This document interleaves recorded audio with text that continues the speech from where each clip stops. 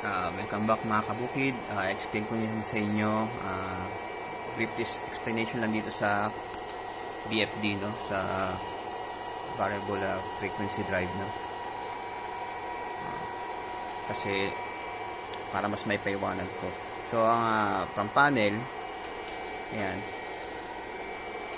Ito, from panel to, ito yung kuryente from panel. Ayan, papunta siya dito. Punta rito sa voltage drive. So meron siyang in. Ito yung in nya. Yan, in. Tapos ito naman yung out nya. So ang out nya syempre papunta sa BFD natin. Voltage frequency drive. Variable frequency drive pala, no? Sorry sa correction. Correct ko na lang. Then so ayan, papasok siya dito. So kung bubuksan ko to,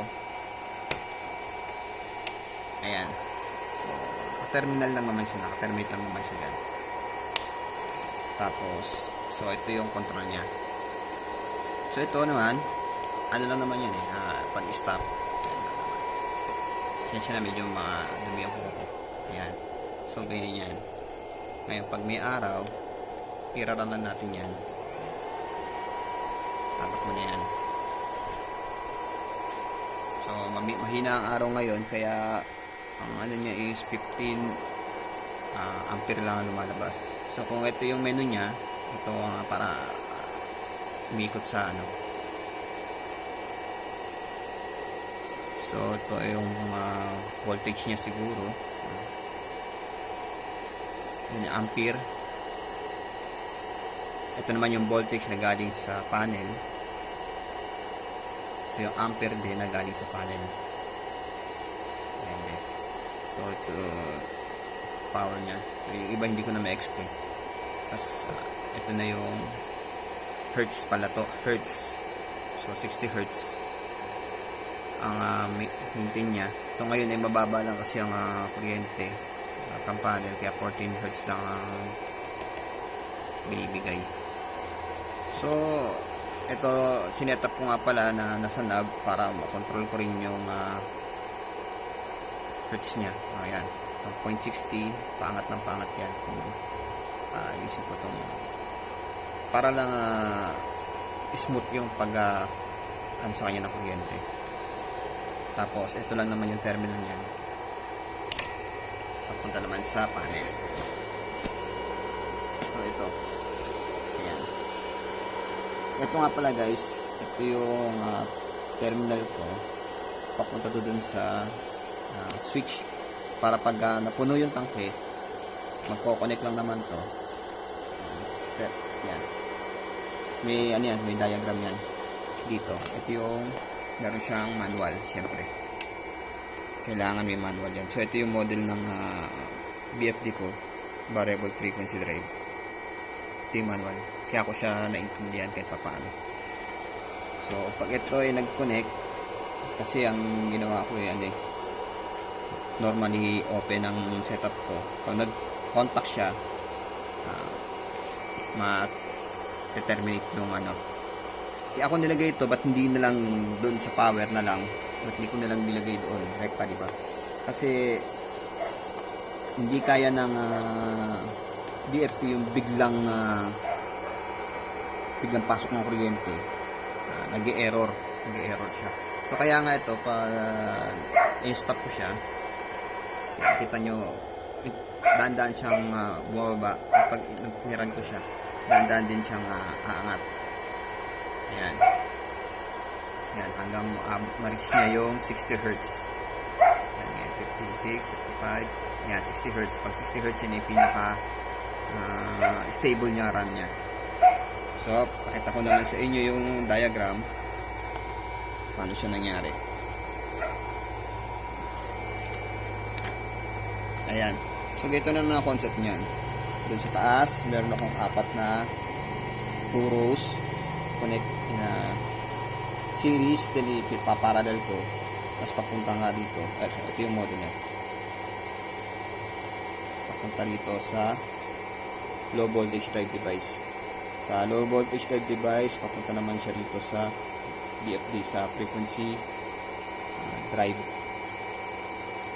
VFD, frequency drive. Ayan. Variable frequency drive pala. Then, papunta naman siya. Pwedeng 3-phase, 2-phase yung motor mo.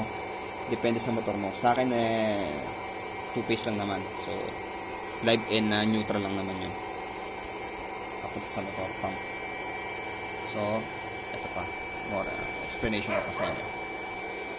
So ito yung malinaw na setup. Dito kasi, from solar to inverter na agad. So, VFD. Tapos, from water pump, tapos papunta doon sa tank.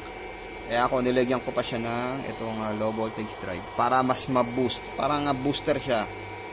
Kasi, kung malakas siguro ang panel mo, marami ang panel mo siguro, baka di mo na kailanganin itong booster. Pwede mo na siyang i-rectal sa PFD. Kayanin na niya. Kasi kung yung itong panel lang naman to ang gagamitin mo, baka mahina lang naman. So meron itong mga capacitor sa loob para i-boost niya yung power. Para makatipid din ako sa panel at napagana ko siya. So, ang ano lang naman dito is yung ampere ba? Wattage lang naman ang usapan para mapagana mo yung power. So, yan. Pakatapasin nyo yung ibang explanation nito. So, ito, pakataw sa inyo yung, ano nga pala, itong model na to is itong SG320 solar pump drive operation. Ito yung model ng BFT ko, frequency drive ko. Then, so ito siya.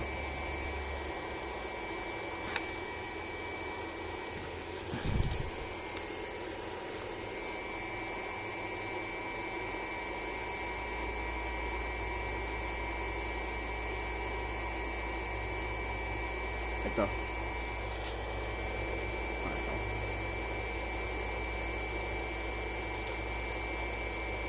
So, ang kaya niya is from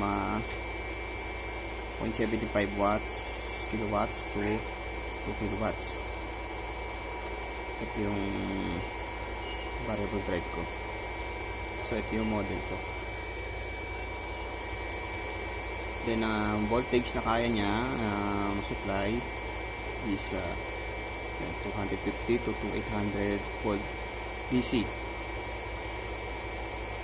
Yan. Tapos 3 phase, pwede rin 2 phase yan. Yan. 2.5 amp, 2.5 ampere to 5.1 ampere. Pwede niyang accommodate yun. Ano pa ba? Pwede rin naman siya i-recta rin sa kuryente kung gusto nyo. Kuryente din, naka-solar din. Pwede rin. So, yun nga lang, kailangan nga lang itong volt switch over. Yan. Kailangan lang niya yan. Para i-regulate niya pag kunyari may kuryente, pag walang araw, source sa kuryente siya kukuha. Pag walang araw, dun siya sa kuryente kukuha. So, ganun. Pwede rin ganyan. So, maraming function talaga itong BFD na to. Pwede siyang automated. So, dito ko na rin sinilagay yung switch niya para sa on-off ng pump. Mas safe kasi pag dito ko nilagay yung switch kesa yung parang i-on-off ko lang, mabibigla yung ng power kasi. So, yun pa. Ayan. So, dito sa manual na to, nilagyan ko siya ng mga tanda. Kung ano yung mga specific kung mga gagawing mga settings para dito. So, kung gusto niyo ng mga much detail na settings na ginawa ko, gawa tayo ng video para doon. So, masyado mahaba kasi kung i-explain ko ngayon. So, mga ilan lang naman dito ang mga binago ko. So, ito lang naman mga binago ko. Ayan yung mga parameter lang naman ng mga motor. Saan ba yan? Ito, halos ito lang naman ng mga binago ko. Pag magsiset ka nito, usually kailangan mo munang stop mo muna bago siya paganahin. So ito, pati yung knob nung una wala pa tong setting ng knob, pero ngayon at least pwede kong laruin kung gusto mo kong pahinain or papalakasin. Nasa akin ako nung gusto kong setup. Pwede kong laruin siya. So mas safe siya para sa akin na pwede mo makontrol. Yan, humina ngayon ng araw kahit humina siya. Kahit itodo ko na yan. Pero pag umaraw yan, ayan, bumabalik ulit yung kanyang hertz na pala, hindi siya ampere. Paketan ng paket. So at least yan may maintain niya yung circulation ng pump. So dito na rin sa manual ko na rin na pinag-aralan ito, yung mga terminal connectivity niya, paano gamitin. Dito ingat lang sa pag-aano ito, mataas ang voltahe niyan. So malayo naman, hindi ko na masyadong nahawakan kasi. So kailangan safety lagi. So dito muna, pag gusto nyo ng mga explanation sa setup nito, kasi ang BFD kasi minsan kasi